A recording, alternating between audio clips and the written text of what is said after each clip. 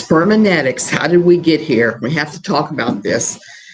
I wish we did. It's one of those days. Okay, if you don't know who I am, I'm Suzanne Tidkmeyer. I used to write for Pathos, a column called No Longer Quivering. These are just my opinions. Don't believe or harass anyone I'm about to talk about, including Her Majesty, dear Catherine. First, I have to start with the craziest damn thing I've ever seen. I mean, literally the craziest damn thing. And if you're not hearing me, if I am breaking apart, whatever, let me know. I'm starting with a document that I actually have as my thumbnail today. Let me pull it up, and we're going to go through that document, at least the highlighted portions, because when I saw it, I was kind of like, this is possibly the craziest thing I've seen. And I've seen quite a lot of things, from Mark Driscoll calling women penis homes, to Doug Wilson saying that it is a man's job to take by force an implant if worse comes to worse. This is something that one of my friends found on the Gospel Coalition's website, which just blows my mind because it shows you how incredibly toxic their theology has gotten. It's on a section titled Generosity and Hospitality, and it's the same thing that's in my thumbnail. Here's where it gets crazy. It talks about giving extravagantly to someone else is what generosity is.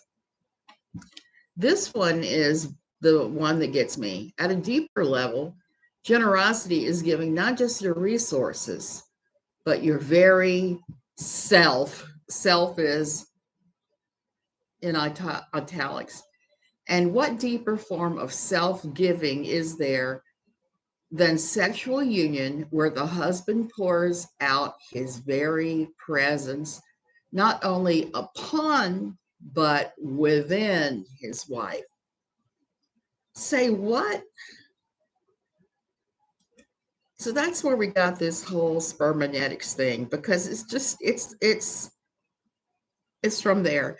And it doesn't get any better as things go along either. We're going to talk about hospitality as well. Okay, so it goes on to talk about hospitality, which is receiving the life of another. You prepare a space for your guests, blah, blah, blah. Here again, what deeper form of hospitality is there than sexual union, where the wife welcomes her husband into the sanctuary of her very self? Ooh, no, I don't want to think about sex that way. I don't want to think about any of that way. And for them to say that, it just blows my mind, because that is not at all what hospitality is. That's not at all what generosity is. That's taking something and really twisting it. My friend Cindy Kunzman is the one that came up with this and showed it to me when I was like jaw dropped and going, Spermenetics, after hearing another friends call it that. I was calling it the JIZZ theology. Only in evangelical fundagelicalism would you ever find a bunch of guys saying that laying their JIZZ on you is some kind of precious gift or sacrament. I just can't even with these guys. So what's really cool about Cindy is she did a breakdown. Oh, I'm doing okay, Angela. Just as was bad. She did the coolest breakdown where she went from, I believe it was the 1700s, to now, how we've had this shift in theology that just takes it in this just weird, gross place that is not at all where we're supposed to go with any of this. I'm convinced of that. You know, have your fun, sexy times with your spouse, have at it, but please don't try to equate it as some kind of special ritual. In my opinion, Ben doesn't owe Katie nothing. Katie owes Jessa.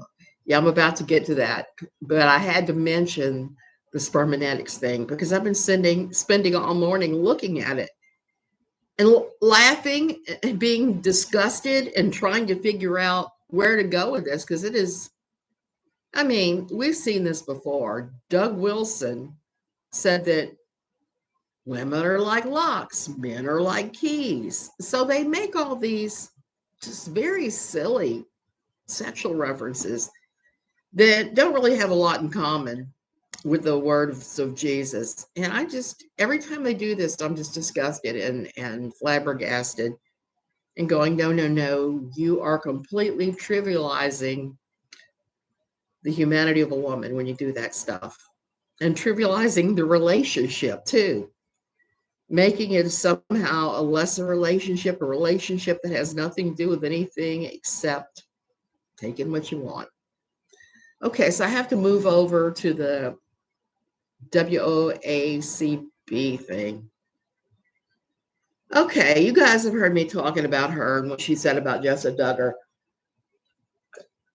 Her claims that Jessa Duggar had an ABORTION instead of what she had, which was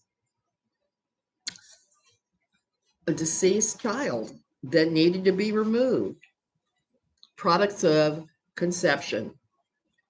And while Katie Joy is technically right in the fact that if you do up paperwork to submit to insurance companies, I think that's the ICD-9 codes, that it would be coded as a spontaneous, waterborne. And that would be the same code, whether you had a miscarriage or you had the other. It'd be coded the same in insurance. She's right about that. But here's the thing, the medical community does not come up to you and tell you you had a spontaneous A. That's not all the language they use. It's a miscarriage, or they tell you your fetus is not viable, your baby's no longer has a heartbeat. And for her to keep doubling down on it, to drag race into it, and to drag all these other things is just incredibly wrong. So now she's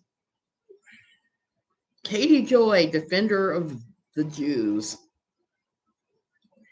And she's after Jessa and Ben to apologize.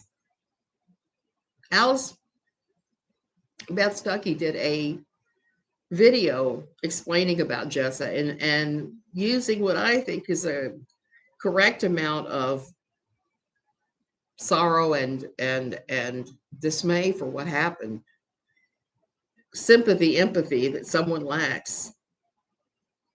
And Ben said that he was happy she did that because it explained it the right way and all of that. And then Katie Joy turned around and went bananas on Ben, on the whole thing, because back when Ben and Jessa were in Washington, D.C., and they visited the Holocaust Museum, they equated what had been done to the Jews with the camps to ABORTION. And this is not a new thought. This is something that I've been watching fundamentalist evangelicals do for many years. Way back in my old church years, they did that too. And I don't think it's a very fair comparison.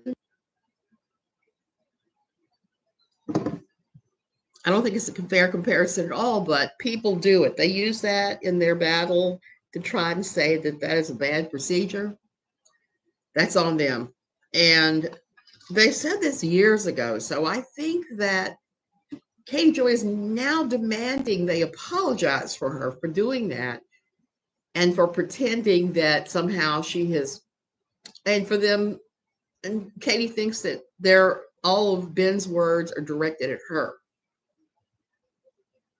Katie Joy, you are not a carbuncle on the bottom of the Titanic that is the Duggar family's lives. You're not even the tiniest crab louse on the bottom. You're nothing to them. And you need to stop pretending that they need your approval. or that they're hanging on to your every word with breathless anticipation, both good and bad. Not at all. Not at all. Not at all. If anything, Katie Joy owes an apology to all of us who have Jewish blood. All of us. Why? This is probably going to get me spanked from YouTube, but I am beyond caring today. I'm so full of drugs today. It's been an awful, awful, awful asthma day, and I had something pretty awful to happen yesterday as well. My drug-addled brain has to see it, search for where I was. Okay. You owe us an apology because your husband posted a 5-star review of Adolf Hitler's Mein Kampf. Who does that? Who does that? Now, I have read that book because I am a big believer in taking a look at examining everything you're against and seeing what it actually is, instead of listening to everybody running around all hysterically going, oh, that's awful, that's awful, that's awful, or that's awesome. A good example of that was a Don Lemon book, which I did not like. And I've talked before why I didn't like it. I think it makes the problems of racism worse, not better. It doesn't solve anything. It doesn't even pretend to solve anything or understand anything. So his promotion of this book that was used to systematically unalive over 6 million people is disgusting. Why would you support that kind of nonsense unless you really are some kind of a racist, some kind of horrible racist? So, Katie, I want to see your apology. I want to see you apologize to everyone with Jewish blood for your support of that, because for you to demand that Ben apologize to you for supporting someone else and for his wife, his poor wife, this poor uneducated, unsophisticated wife, holding a view that's pretty common in Fundy Town, and demanding that they apologize to you is ridiculous. You know, every time I think that she's reached the bottom and she can't possibly do or say anything worse, she says, here, hold my Adderall, and does something even worse. I was telling some the other day, I think this is top 3. I now think it's top 1, along with the way she behaved to Sue Elliott and to the time that she explained in graphic detail what Josh did to his sisters. Who does those kinds of things? Nobody with any morals or decency or empathy for anyone else does and says that kind of crap. I've just become so incredibly disgusted. Every time I turn around and I open up my computer, there she is saying this crapola again, and doubling down on the worst of it.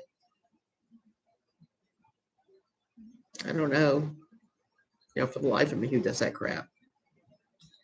So you guys, I'm going to crawl back into my bed now because I'm really being pounded hard with the asthma. My husband mowed the grass this morning, and it's dry season, and all it did was stir up a huge cloud of dust, and I'm sick from that. And yesterday I had one of the craziest days I've ever had here as far as somebody with a disability. It was a day that ended with somebody trying to help me to my grocery store, snatched miserable, and getting up and saying this kind of nonsense, saying all the stuff that she said and done. It just infuriates me. And for Ben, because walking through the loss of a child, 10, 11 weeks, it's no fun. No bueno, as they say here. It's no bueno and nothing else.